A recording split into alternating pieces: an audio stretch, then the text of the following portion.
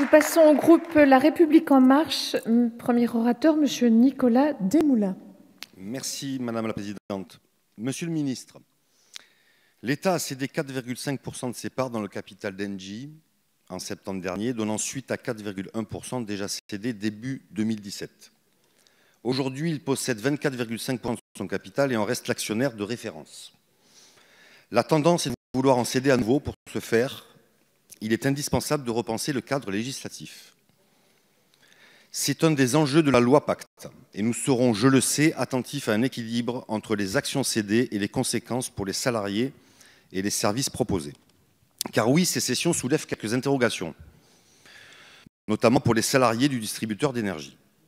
En effet, dans les territoires, Engie est un acteur proche des mairies et des citoyens apportant en plus de l'énergie des conseils pour faire des économies ou bien mieux isoler leur logement. À cheval dans son rôle, vendre de l'énergie et proposer aux clients des solutions pour en faire l'économie. Cette entreprise, Monsieur le Ministre, a une histoire avec les Français. En 1946, Gaz de France est créé. En 2008, l'entreprise se transforme et devient GDF Suez. Enfin, en 2015, GDF Suez devient Engie. Les salariés d'Engie sont inquiets. Ils sont inquiets car ils ne voient pas l'intérêt que nous avons à s'extraire d'une partie de ces entreprises. Ils sont inquiets car ils ne voient pas, dans un contexte de délocalisation, de services à flux tendu, de chômage de masse, comment leurs emplois peuvent être sauvés. Pouvez-vous répondre à leur inquiétude? Merci. Merci, Monsieur le député. Monsieur le ministre.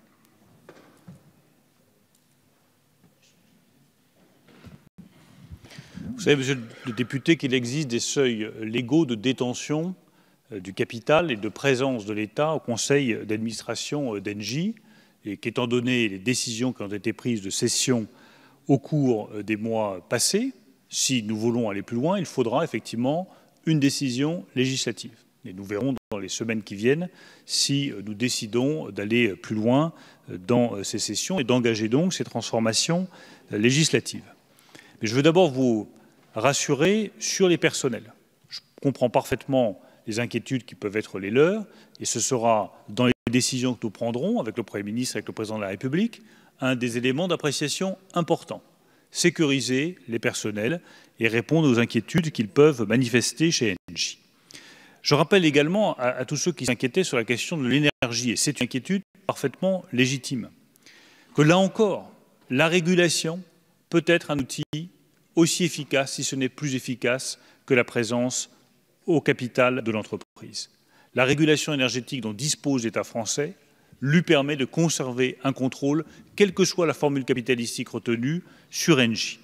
Nous disposons également chez Engie d'une action spécifique qui permet de s'opposer à toute décision de cession d'infrastructures stratégiques, que ce soit le stockage de gaz naturel ou l'installation de gaz naturel liquéfié. Et j'ai annoncé tout à l'heure aux questions d'actualité que nous allions, dans toutes les entreprises où l'État dispose d'une participation, mettre en place une action spécifique qui permettra de garantir qu'en cas de décision stratégique, l'État garde une possibilité d'intervention.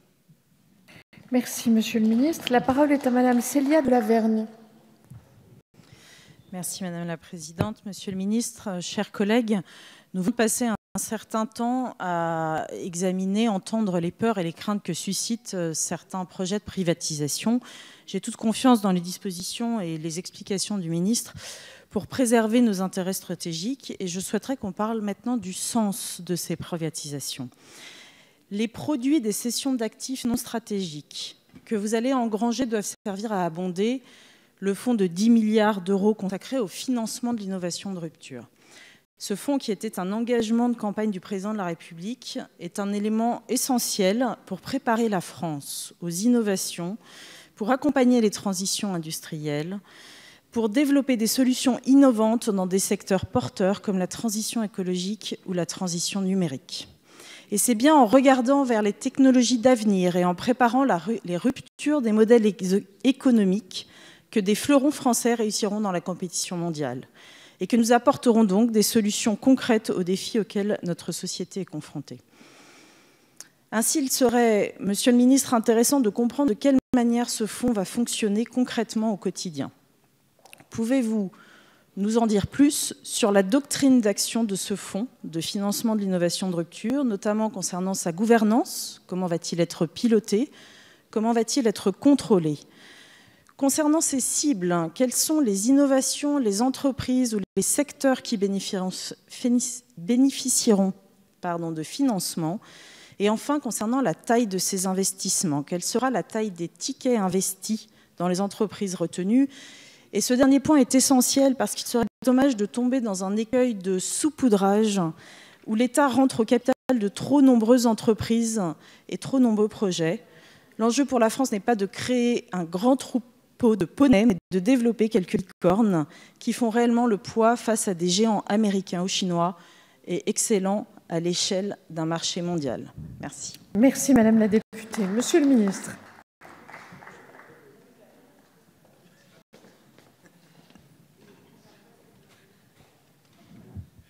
Ne me faites pas rire, Madame Arago. Madame la députée, merci de me donner l'occasion de préciser le fonctionnement de ce fonds pour innovation de rupture, doté donc de 10 milliards d'euros avec des recettes de 250 à 300 millions d'euros par an. Ces recettes elles seront affectées par un conseil de l'innovation qui comprendra des personnalités qualifiées, des scientifiques, des responsables compétents sur tous les sujets liés à l'innovation de rupture, et il sera coprésidé par la ministre de la Recherche et de l'Enseignement supérieur, Frédérique Vidal, et par moi-même. Il comprendra l'affectation des revenus du fonds, mais également le pilotage de l'ensemble des aides à l'innovation existantes pour un montant total d'1 milliard d'euros environ. Puisque vous savez qu'aujourd'hui, ces aides à l'innovation font l'objet d'un pilotage très éloigné et que nous voulons, avec les autorités scientifiques compétentes, avoir un pilotage plus cohérent qui permet d'accompagner à toutes les étapes de leur croissance les entreprises les plus innovantes. Pour le moment, 2 investissements ont été annoncés par le président de la République. Le premier pour l'intelligence artificielle, à hauteur de 100 millions d'euros, et le deuxième pour soutenir les premières étapes de la croissance des entreprises start-up à fort contenu technologique, la Deep Tech, 70 millions d'euros qui seront distribués par BPI France. Au-delà de ces premiers investissements, les futurs investissements se consacreront exclusivement aux innovations de rupture, ce qui veut dire que les tickets seront des tickets plutôt importants pour éviter le risque de saupoudrage que vous avez indiqué. J'ajoute un dernier élément capital à mes yeux, c'est que ce fonds pour l'innovation de rupture doit devenir le plus rapidement possible un fonds pour une innovation de rupture européen. 250 à 300 millions d'euros de revenus par an.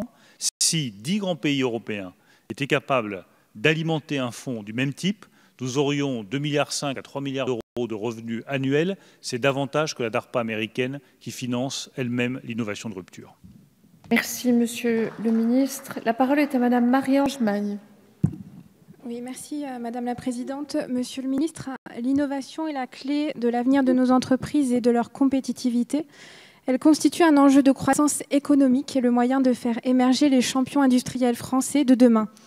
La France possède les atouts nécessaires à l'éclosion d'entreprises innovantes, savoir-faire, excellence technologique, rayonnement international. Il ne manque parfois qu'un tremplin financier pour le lancement ou le développement d'une innovation. Ainsi, afin d'apporter le soutien nécessaire au secteur d'avenir et aux innovations de rupture, le gouvernement entend créer un fonds d'investissement doté de 10 milliards d'euros, promesse de campagne du président de la République. Ce fonds sera abondé par les recettes issues de la cession de participation de l'État dans plusieurs entreprises. Parmi les sociétés envisagées, le groupe ADP revient régulièrement. On a pu l'entendre ce soir dans les discussions.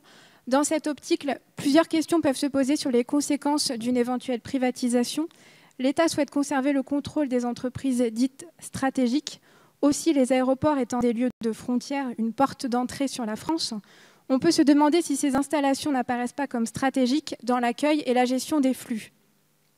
Ensuite, le groupe ADP connaît une croissance économique importante et l'entreprise est particulièrement rentable. La question peut être posée sur la pertinence de cette privatisation, privant ainsi l'État de recettes budgétaires régulières et conséquentes. Enfin, le groupe ADP est en situation de monopole sur les aéroports de la région parisienne. Une fois privatisé, le risque est que les nouveaux actionnaires privés souhaitent augmenter le prix des redevances et réduire la qualité de service au détriment des passagers et des compagnies aériennes. Comment l'État pourrait-il continuer à réguler ces questions en étant plus actionnaire? Monsieur le ministre, je souhaiterais donc connaître votre position et les pistes qui sont envisagées sur ces questions stratégiques et économiques liées à la privatisation du groupe ADP. Je vous remercie. Merci Madame la députée. Monsieur le ministre.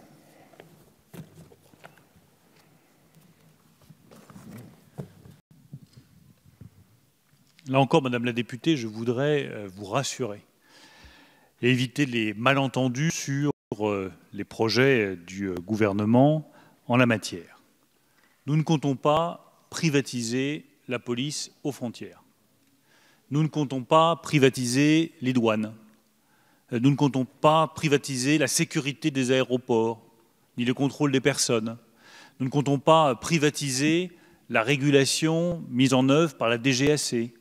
Tout cela restera du contrôle public.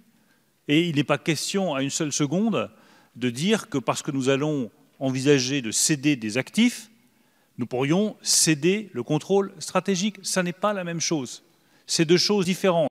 L'exploitation d'un côté, le contrôle et la régulation de l'autre. Et il n'est pas question d'affaiblir ce qui concerne le cœur de la souveraineté nationale, la sécurité, les contrôles, la régulation du trafic aérien. Et sur les redevances, pour reprendre la remarque que j'ai déjà faite tout à l'heure, mais elle est importante. Oui, nous tirerons les leçons de ce qui s'est passé dans d'autres opérations. Et il n'est pas question de refaire les erreurs qui ont pu être faites précédemment en disant voilà, les tarifs sont fixés une bonne fois pour toutes, avec un mécanisme d'ajustement automatique, et puis si ça augmente trop vite, tant pis pour l'usager. Il n'en est pas question. Il n'en est pas question parce que ce serait injuste, que ce serait inefficace, et que ça pourrait faire tomber cette opération, effectivement, dans une opération strictement financière qui n'est pas du tout l'objectif que nous poursuivons avec l'ensemble du gouvernement. Merci, Monsieur le ministre. La parole est à Monsieur Guillaume Kasbarian. Merci, Madame la Présidente. Monsieur le ministre, il est courant d'entendre que le seul moyen de protéger nos intérêts stratégiques contre la mainmise de puissances étrangères, c'est l'État actionnaire. Et que si l'État n'est plus actionnaire de nos fleurons, alors l'État aura perdu tout pouvoir de décision. Cette affirmation ne tient pas la route. D'une part, posséder un pourcentage très faible du capital d'une entreprise n'est en rien une garantie pour l'État de peser dans les décisions de cette entreprise. D'autre part, il existe des fleurons stratégiques pour notre défense et notre sécurité nationale où l'État n'a pratiquement aucun poids au capital, sans que personne ne s'en inquiète. Et enfin, de nombreux États, comme par exemple les États-Unis et la Grande-Bretagne, ne jugent absolument pas nécessaire d'être au capital de leurs fournisseurs militaires ou d'entreprises dites stratégiques. Non, le simple fait d'être actionnaire n'est en rien une garantie absolue de peser sur la marche d'une entreprise. Non, privatiser une entreprise n'est en rien un renoncement à la protection de nos intérêts stratégiques. Car d'autres outils, bien plus puissants, bien plus pertinents, existent pour peser dans les décisions d'entreprises privatisées. Demander aux investisseurs de formuler des engagements lors de la reprise et renforcer le dispositif de suivi et de sanctions. Créer des actions spécifiques, les fameuses Golden Share, pour que l'État puisse disposer de droits exceptionnels. Orienter la commande publique et les programmes de recherche, notamment dans le domaine militaire. Inciter les salariés à participer plus directement au capital de leur entreprise, car c'est la meilleure manière pour que les entreprises restent françaises. Et puis bien sûr, il y a la régulation, les règles qui existent dans certains secteurs, comme vous l'avez cité tout à l'heure, dans l'aérien notamment. Monsieur le ministre, pourriez-vous détailler les outils que vous souhaitez utiliser et même renforcer dans le cadre du futur projet de loi Pacte pour faire valoir nos intérêts stratégiques dans certaines entreprises privatisées où rien, si ce n'est un héritage historique, ne justifie aujourd'hui une présence de l'État à leur capital? Je vous remercie. Merci, Monsieur le député. Monsieur le ministre. Monsieur le député Kasbarian, je n'ai pas grand-chose à ajouter à ce que vous venez de dire parce que je le partage totalement. Et je pense que c'est ça la vision de l'État de demain. C'est un État qui garantit le bon exercice de ses missions régaliennes, qui dégage des capacités d'investissement sur ses missions régaliennes et sur ses missions de souveraineté nationale, mais qui est capable en retour de se désengager d'un certain nombre d'actifs, tout en veillant avec beaucoup d'attention avec beaucoup de lucidité, au maintien d'un contrôle et d'une régulation sur ce qui lui semble le plus essentiel. C'est ça, à mon sens, la place demain de l'État dans la société française. Il y a également, je le redis, des grands services publics à la française qui font l'honneur de notre nation. Et j'irai même encore plus loin, qui sont une part de notre identité. Oui, la Poste est une part de notre identité, c'est un grand service public et la Poste a vocation à rester un grand service public national présent dans tous nos territoires, dans toutes nos communes, dans tous nos départements. Oui, la SNCF est un grand service public national, je ne reviendrai pas dessus, mais le transformer, c'est garantir sa capacité à réussir dans les décennies qui viennent. Vous avez la régulation, qui peut être tout aussi efficace, si ce n'est plus efficace que la participation au capital. Je n'aurai pas la cruauté de rappeler le nombre de décisions qui ont été imposées à l'État actionnaire minoritaire dans des entreprises dont il avait 5, 10 ou 15% du capital, et il voyait uniquement les balles passer, mais il n'avait pas la possibilité de décider lui-même, parce que ni la régulation, ni sa présence au capital n'étaient suffisantes. Eh bien, nous avons une vision très différente et, je pense, plus efficace de cette place de l'État. Je rajoute un élément qu'on a peu cité ce soir, mais qui est important, c'est le développement de l'actionnariat salarié. Je pense que pour la stabilité des entreprises, pour éviter qu'elles soient demain les proies d'investisseurs peu scrupuleux, le développement de l'actionnariat salarié est un moyen de stabilisation de nos entreprises considérable, et il y aura dans le projet de loi sur la croissance et la transformation des entreprises des dispositions toutes particulières pour développer l'actionnariat salarié en France. Merci, Monsieur le Ministre. La parole est à Monsieur Denis Sommer. Merci, Madame la Présidente. Monsieur le Ministre, les participations de l'État ont été décidées par le passé pour conduire des politiques publiques de développement de notre pays, empêcher des prises de contrôle extérieures, recapitaliser des entreprises qui pouvaient être en difficulté.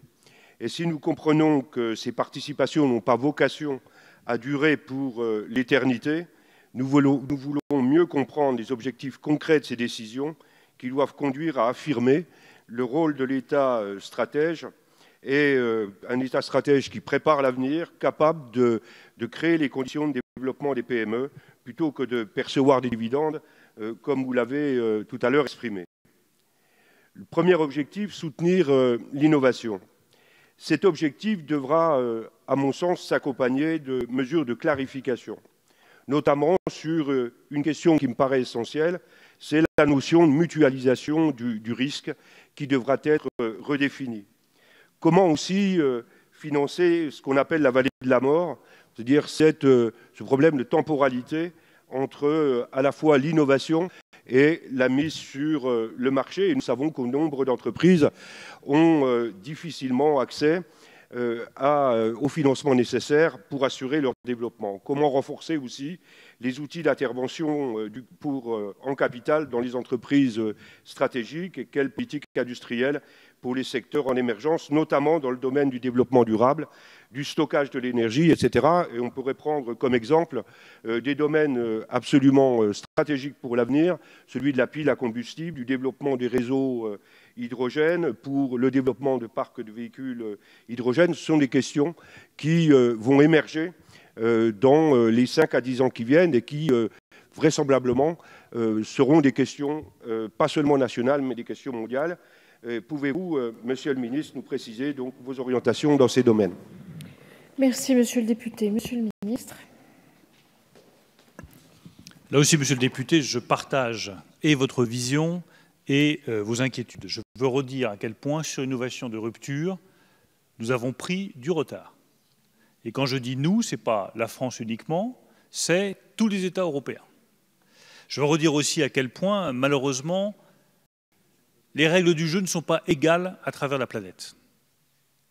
Je vois un très grand pays qui se développe à vitesse accélérée, qui exige de la part de ses clients et consommateurs potentiels, s'ils veulent acheter une voiture qui fonctionne avec des piles et des batteries ion-lithium, s'ils veulent bénéficier de la prime, il faut que ce soit une batterie ion-lithium fabriquée dans ce pays.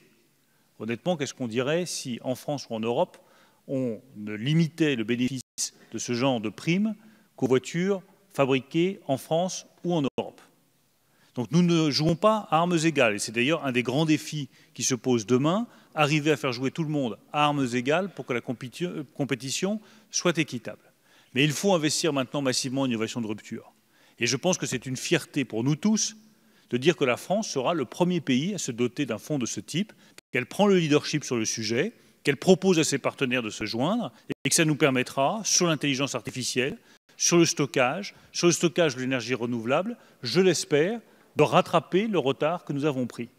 Parce que ce n'est pas uniquement une question de croissance économique, c'est une question de souveraineté technologique. Imaginez demain des véhicules autonomes, guidés par des processeurs et par des technologies qui seraient américaines ou chinoises, et nous qui ne pourrions plus réaliser que la carrosserie et la structure de la voiture. Où serait l'autonomie, l'indépendance technologique d'une nation française ou d'un continent européen dont toutes les voitures seraient guidées par des systèmes américains ou chinois? Donc c'est ça l'enjeu derrière. Et c'est pour ça que nous voulons impérativement réinvestir les moyens de l'État sur l'innovation de rupture et ces nouvelles technologies, parce qu'au-delà des questions de croissance économique, derrière, il y a une question vitale, c'est notre souveraineté technologique. Et Monsieur le ministre.